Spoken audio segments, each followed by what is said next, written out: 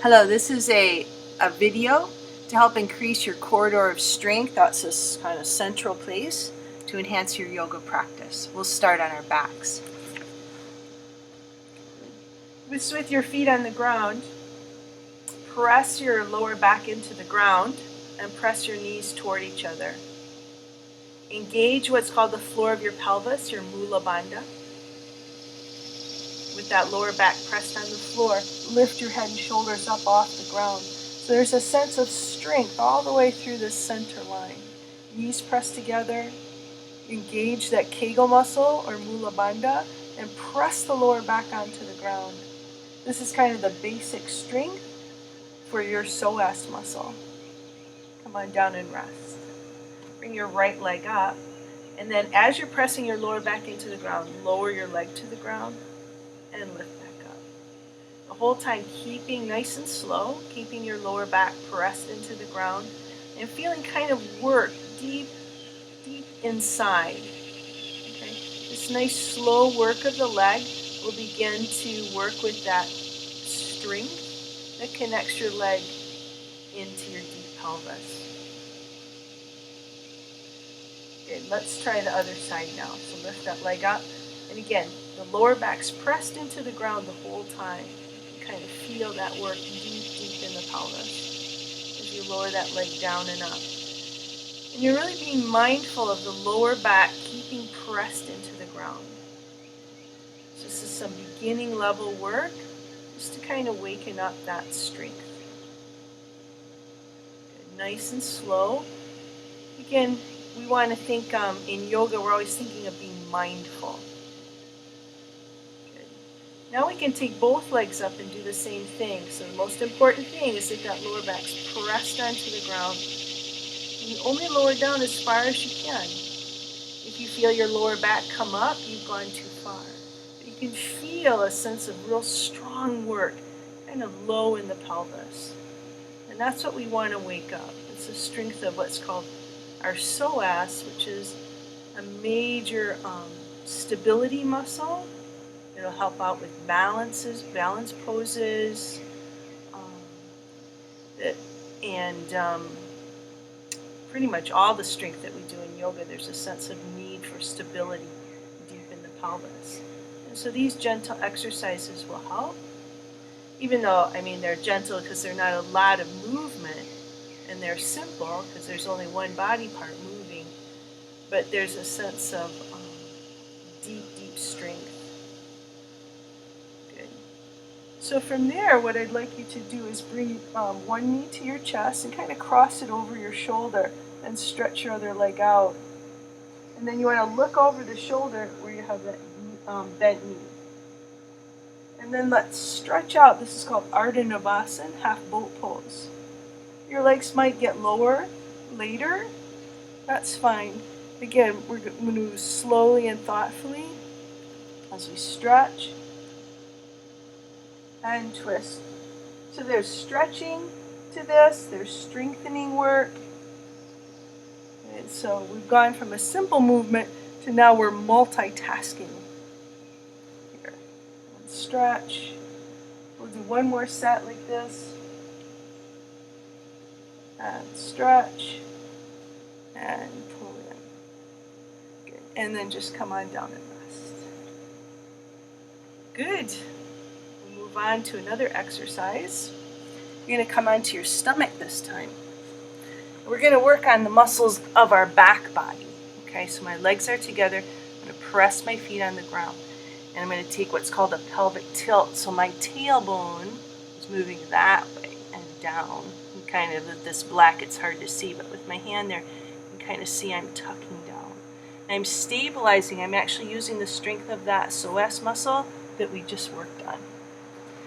Okay, so this is a cobra pose, and it's going to work my muscles all the way from the base of my spine, okay, here, all the way back to the back of my head. So bring my hands on either sides of my arms. Press my legs down, tuck my tailbone, and lift up here. And I'm going to squeeze my arms toward the center line so I can really kind of feel all my back muscles moving toward the center line.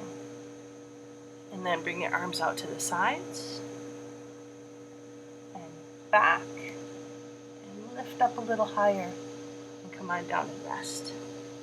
So we're really thinking of moving mindfully. So every time we move, we're noticing all the things that happen while we're moving. Okay, let's try that again. Press your legs on the ground, tuck that tailbone, arms behind, press down and lift up, and then squeeze your arms toward the center line. I can feel my arms working and my back working. If I wasn't talking to you, my head would be facing forward. I can feel all those muscles from the base of my skull all the way down into my lower back. And it shouldn't be painful. Bring your arms out to the side. Feeling those back muscles here. Good, let's bring the arms back. See if you can lift up any more. And come on down and rest. Good, so we're gonna rock back here. My knees apart, my feet together. And just see, how is that on your lower back? So this is the test.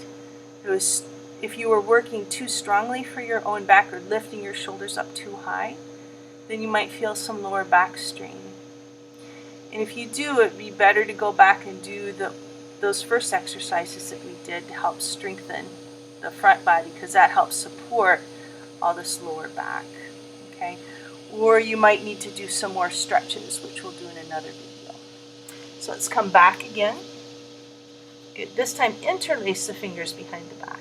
So it's a little more of a stretch. Press your feet on the ground, tuck that tailbone, lift your head and shoulders up off the ground. Squeezing here. Just a little more of a stretch. And if you notice your ribs moving when you do this, okay, it's a little hard. And this is actually, I've read and I think I've noticed on myself that this helps create strength in the diaphragm muscle, which is responsible for breathing. And come on down and rest. Okay, so next we're going to connect up with our back muscles in another way. And this is what I like to call this a micro chaturanga. Okay, so this is going to help develop the strength all around the arms and the shoulder girdle. And the way that we're holding our arms helps all the muscles of our back. So again, we're creating a strength around our corridor to help with stability, help with posture. So when we're on our hands and knees, basically what we're doing is we're moving our arms, we're moving our body, not our arms, but it looks like this. Arms aren't winged out to the side, they're going straight back. So we start on our hands and knees. Here, okay? And I'm going to pull my elbows in and lower down, and then press right back up. And you notice my hips aren't going first. Okay, my shoulders aren't going first. I'm not tucking. Let me get a little to the front here. So again, my elbows are going straight back here. Okay, from the side. And maybe I'm kind of tired today. Okay, which I am a little bit. And I'm only going to go down a couple inches. That's just fine. If you can feel it through here and through your back, that's enough. Just taking it real simple. We chip away, get a little bit stronger, okay, a little bit at a time. Okay, we don't want to injure anything. But if you notice, my shoulders aren't moving. Basically, it's just this movement, okay? I'm not lifting my shoulders up, okay? And that, once you lift your shoulders up, you're not going to use your back muscles. So you want to take about 10 of those. Okay, maybe if you've done this video a lot, you were doing those while I was talking. And that's good. And this helps to develop the strength around the wrist too. Okay, and let's end this little practice with one downward dog. Just stretching.